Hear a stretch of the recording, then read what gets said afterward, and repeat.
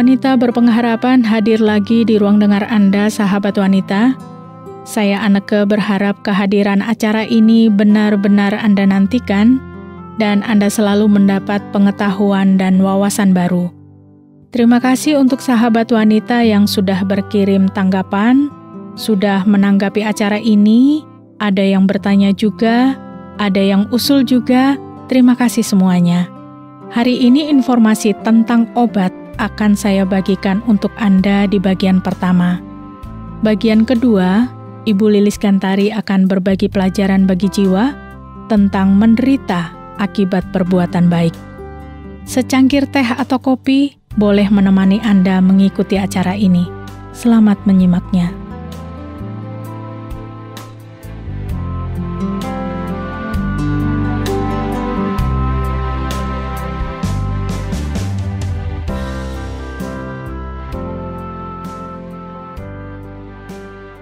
Sahabat wanita, ada satu artikel yang menarik perhatian saya. Ini artikel tentang obat.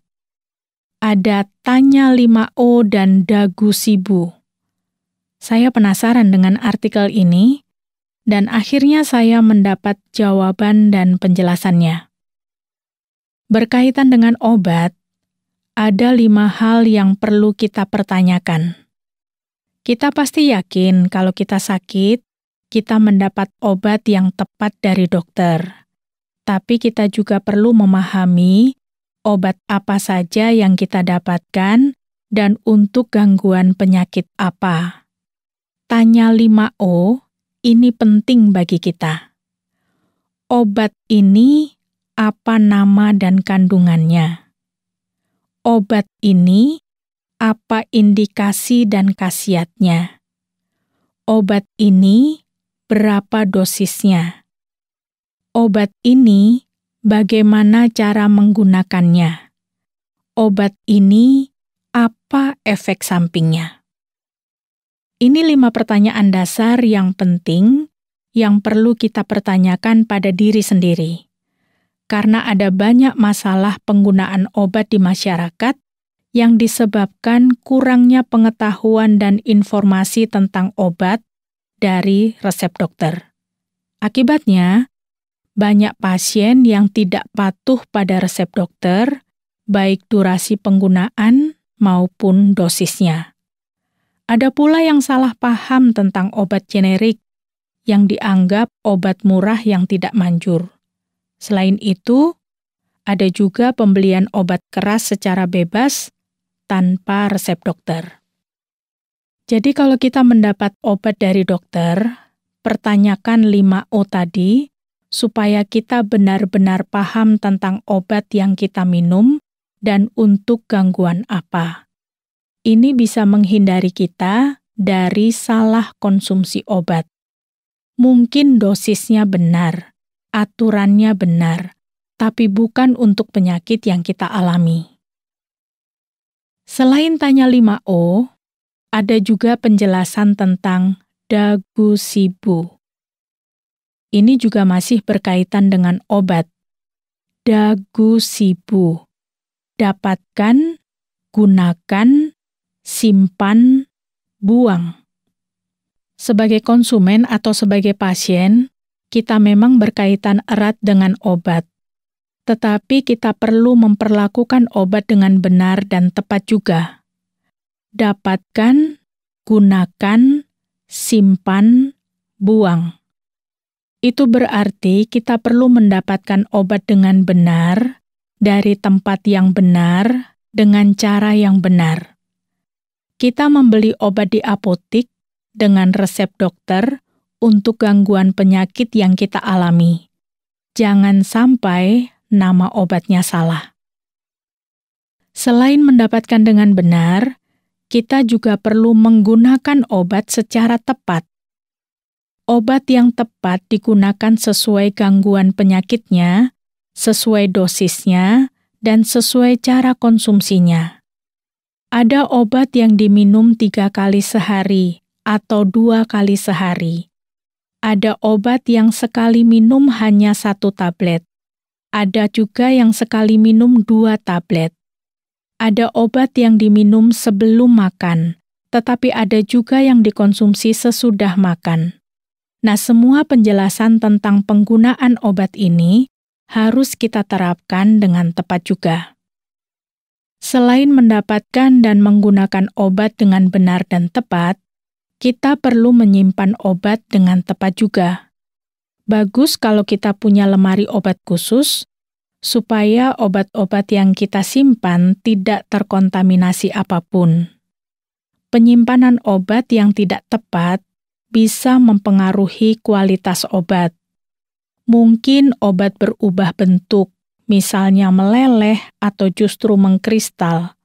Bisa juga berubah warna. Nah, supaya obat tetap berkualitas baik, penyimpanan obat juga harus tepat.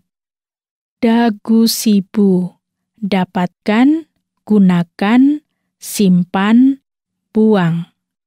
Ketika kita sudah mendapatkan dengan baik, sudah menggunakan dengan tepat, sudah menyimpan dengan benar, obat juga perlu dibuang dengan benar. Mengapa obat harus dibuang? Obat harus dibuang kalau sudah kadaluarsa. Obat harus dibuang kalau sudah mengalami perubahan, baik bentuk maupun warna. Obat perlu dibuang kalau sudah tidak terpakai lagi.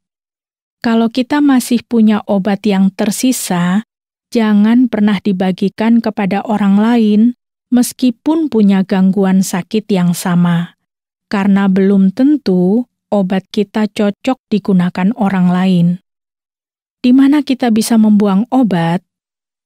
Hal yang paling gampang kita lakukan adalah mengumpulkan semua obat-obat sisa atau yang tidak terpakai untuk tablet, kapsul, atau puyer, keluarkan semua dari kemasan, dan kita bisa membuangnya di tempat sampah medis di rumah sakit atau puskesmas.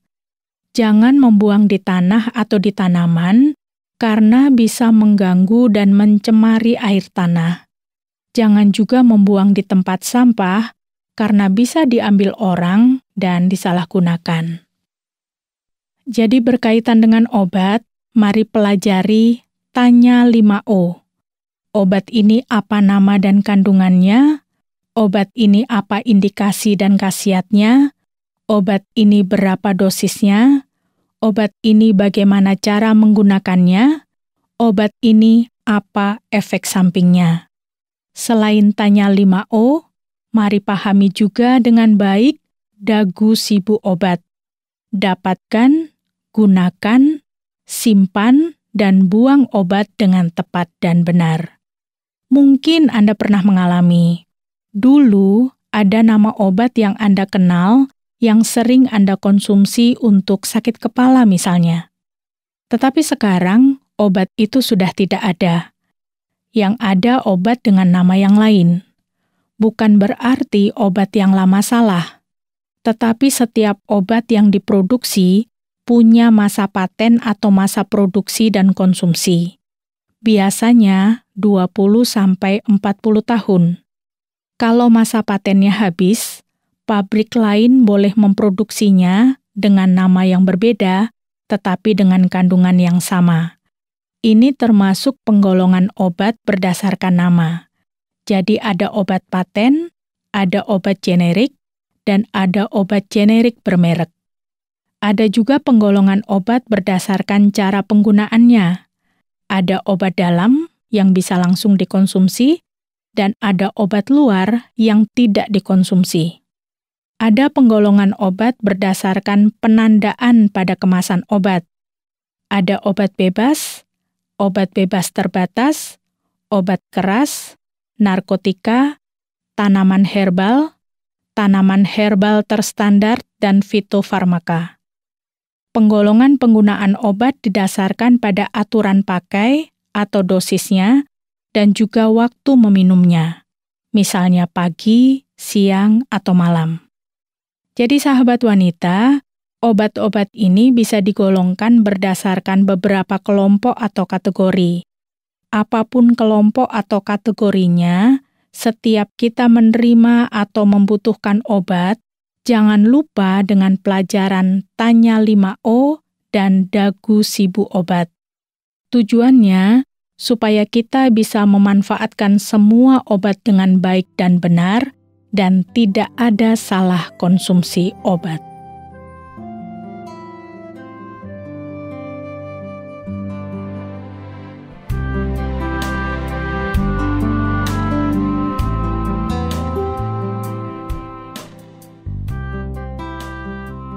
Sahabat wanita, penjelasan tentang obat sudah kita dengar bersama. Semoga informasi ini menolong kita untuk lebih bijak menggunakan obat.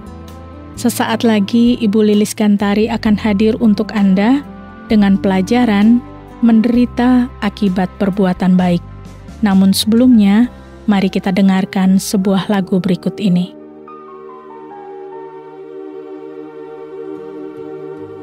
Sekalipun ku berjalan lewat lembah gelap, namun tanganmu selalu menopang hidupku.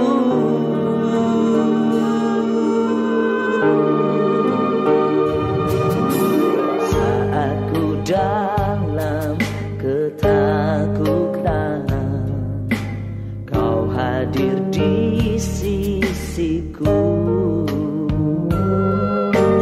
Kau berkata, jangan takut, Kau beriku kemenangan. Kaulah Tuhan yang berjanji, tak sekalipun Kau ingkari. Kesetiaan-Mu sungguh terbukti di sepanjang hidupku. Untuk selamanya ku kan setia melayani, tiada Tuhan seperti-Mu. Kau Allahku yang setia.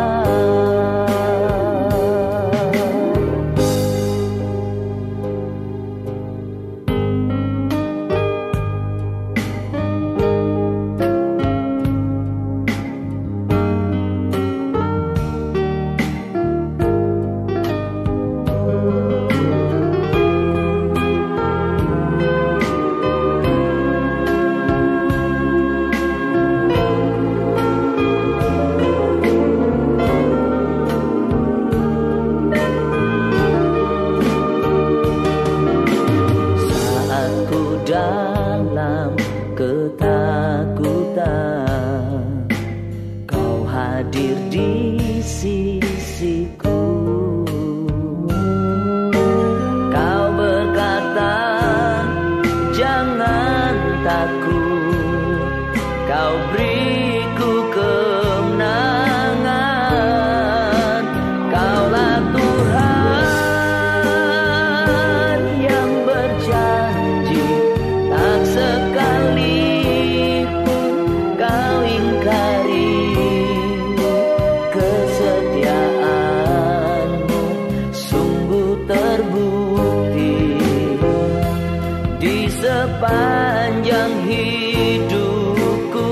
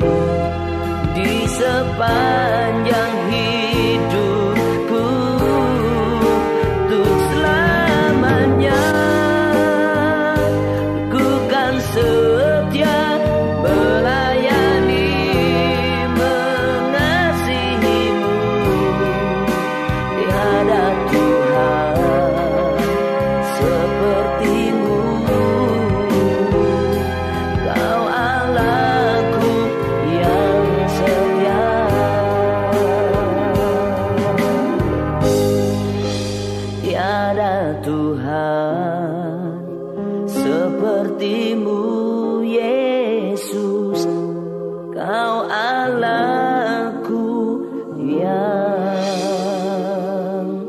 setia.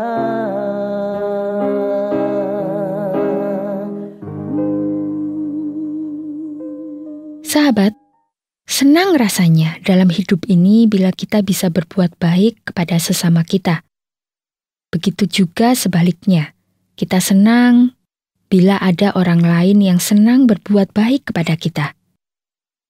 Perbuatan baik memang selalu menyenangkan, tetapi dampak perbuatan baik ternyata tidak selalu menyenangkan. Ada seorang ibu tiri dengan tulus mengasihi dan peduli kepada anak tirinya.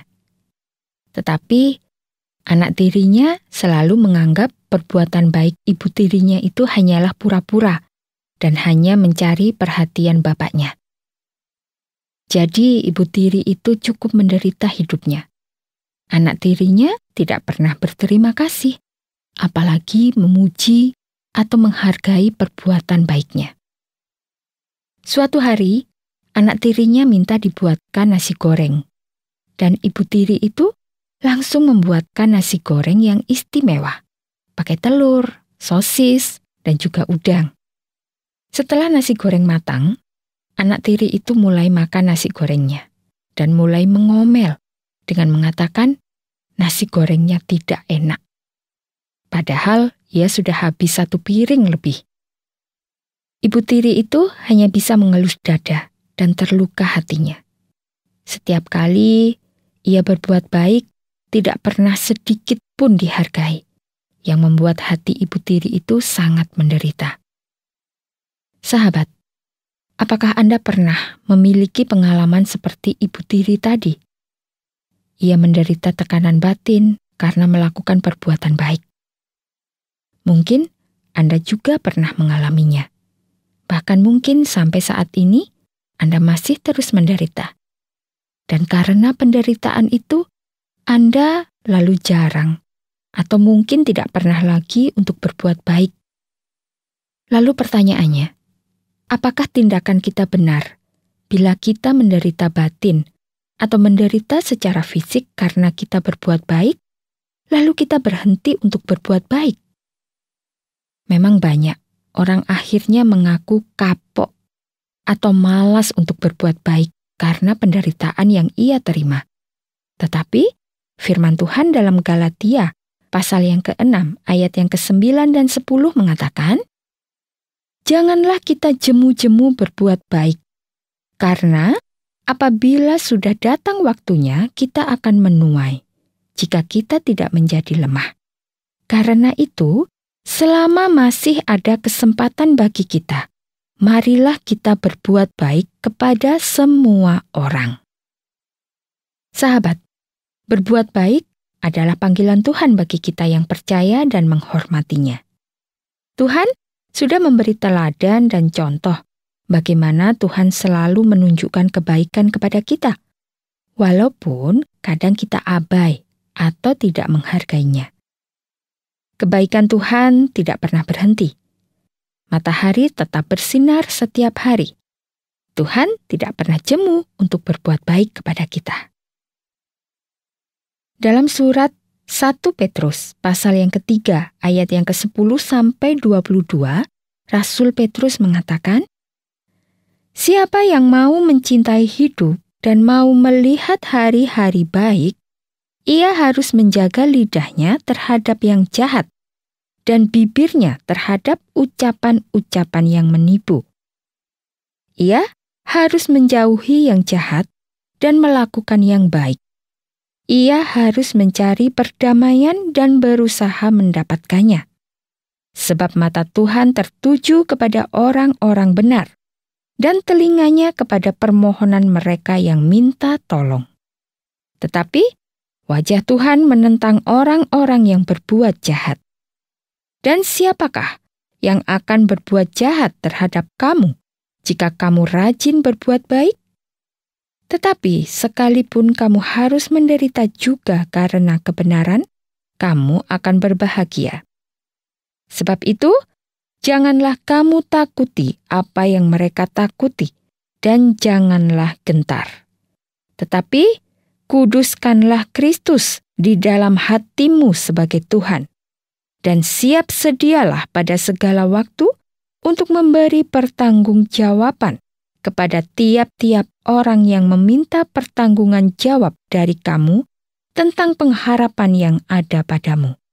Tetapi haruslah dengan lemah lembut dan hormat, dan dengan hati nurani yang murni, supaya mereka yang memfitnah kamu karena hidupmu yang saleh dalam Kristus menjadi malu karena fitnahan mereka itu.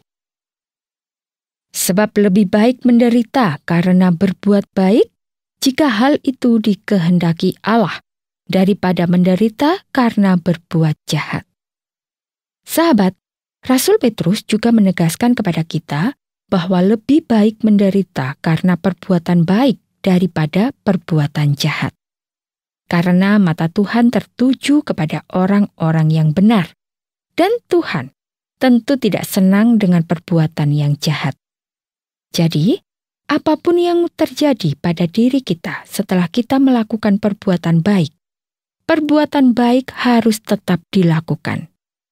Dunia membutuhkan perbuatan baik Anda, agar nama Tuhan kita Yesus Kristus dimuliakan melalui perbuatan baik Anda. Marilah sahabat, kita melanjutkan perbuatan baik kita meskipun kita harus menderita. Tuhan akan berkenan dengan perbuatan baik Anda yang Anda lakukan dengan hati yang murni dan penuh kasih sayang, dan berbuatlah baik kepada siapa saja tanpa pandang bulu. Bila Anda lelah dan ingin berhenti untuk berbuat baik, ingatlah selalu firman Tuhan dalam surat Galatia yang mengatakan, "Janganlah kita jemu-jemu berbuat baik, karena apabila sudah datang waktunya kita akan menuai, jika kita tidak menjadi lemah. Karena itu, selama masih ada kesempatan bagi kita, marilah kita berbuat baik kepada semua orang." Simpanlah firman Tuhan ini dalam hati Anda, agar Anda tidak pernah jemu untuk berbuat baik sampai Tuhan Yesus datang kembali dan memberi mahkota kepada Anda. Sahabat, saya akan menutup renungan ini dengan mengajak Anda mendengarkan nyanyian Raja Daud yang mengajak Anda untuk tidak melupakan kebaikan Tuhan yang sungguh besar itu. Nyanyian Daud itu terdapat dalam Mazmur 103, ayat yang pertama sampai yang keempat, yang mengatakan, "Pujilah Tuhan, hai jiwaku. Pujilah namanya yang kudus, hai segenap batinku. Pujilah Tuhan, hai jiwaku, dan janganlah lupakan segala kebaikannya. Dia yang mengampuni segala kesalahanmu, yang menyembuhkan segala penyakitmu. Dia yang menebus hidupmu dari lubang kubur, yang memahkotai engkau dengan kasih setia dan rahmat." Semoga nyanyian Raja Daud ini mendorong Anda selalu ingin berbuat baik, seperti Tuhan sudah berbuat baik kepada Anda. Tuhan memberkati. Amin.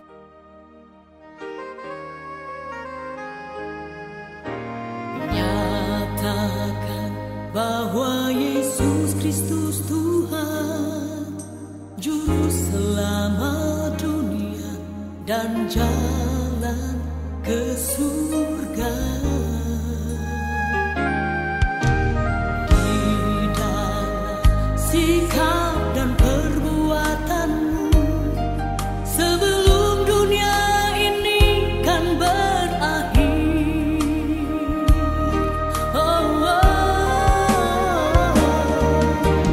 Tak lama lagi Dia kembali. Adakah jiwa yang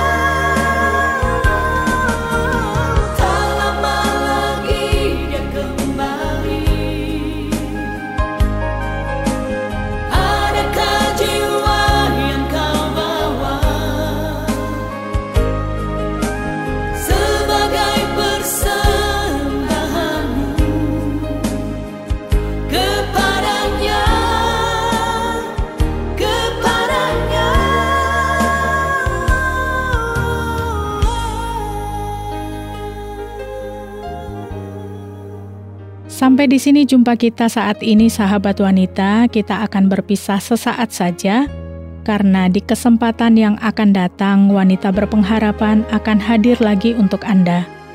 Jangan lupa dengan semua pelajaran hari ini, supaya kita tetap menjadi wanita kuat dan tangguh.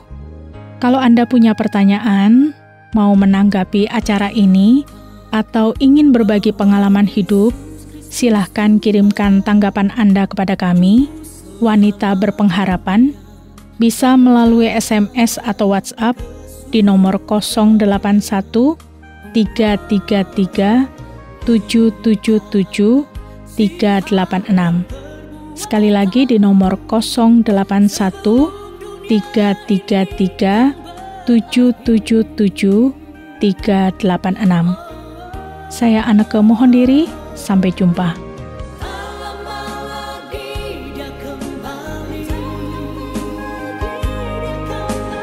Adakah jiwa yang kau bawa sebagai persembahanmu kepadanya, kepadanya? Tak lama lagi dia kembali. Adakah jiwa yang kau bawa sebagai persembahanmu kepadanya, kepadanya? Tak lama lagi dia kembali. Adakah jiwa yang kau bawa sebagai persembahanmu kepadanya, kepadanya? Tak lama lagi dia kembali. Adakah jiwa yang kau bawa sebagai persembahanmu kepadanya, kepadanya? Tak lama lagi dia kembali. Yesus pasti kembali. Adakah jiwa yang kau bawa sebagai persembahanmu kepadanya, kepadanya? Tak lama lagi dia kembali. Tak lama lagi dia kembali.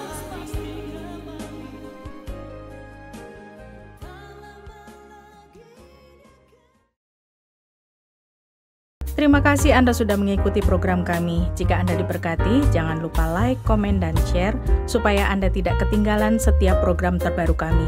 Jangan lupa juga untuk subscribe channelnya dan nyalakan loncengnya. Jika Anda ingin mendukung pelayanan kami, bisa melalui rekening kami berikut ini atau menghubungi kami di sini.